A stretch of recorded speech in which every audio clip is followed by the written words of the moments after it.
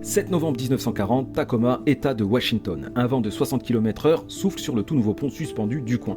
Rien d'exceptionnel, pas de tempête, pas de séisme, juste un pont et un vent régulier. À 7h30, le tablier commence à onduler, à 11h02, le géant d'acier s'effondre. Pas sous le poids du trafic, pas sous la force brute, mais parce qu'on a, sans le vouloir, sifflé la mauvaise note, la fréquence interdite.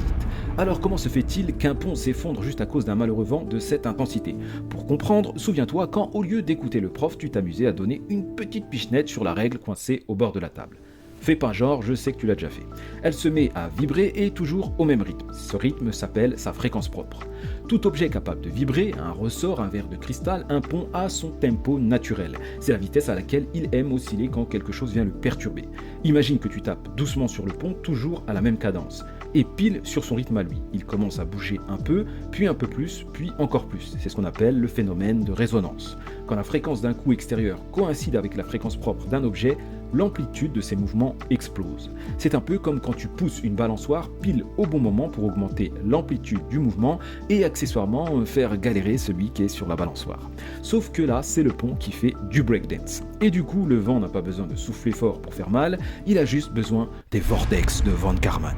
Calmos, il n'y a ni d'histoire d'ovni ou de trou spatio-temporel vers une autre dimension, c'est juste que si le vent souffle de façon régulière autour d'une structure, il peut générer une série de petits tourbillons alternés qu'on appelle des vortex de Von Karman. Ces vortex, en se détachant, donnent au pont des petites tapes régulières, et si ces tapes se synchronisent avec la fréquence propre du pont, ça le fait entrer en résonance. Et c'est ce qui s'est passé à Tacoma. Le vent soufflait à 60 km/h, il générait des vortex réguliers, le pont avait une fréquence propre très proche de celle des tourbillons. Résultat, il y a eu des oscillations transversales, puis torsionnelles, puis paf, ça a fait des chocs à pic.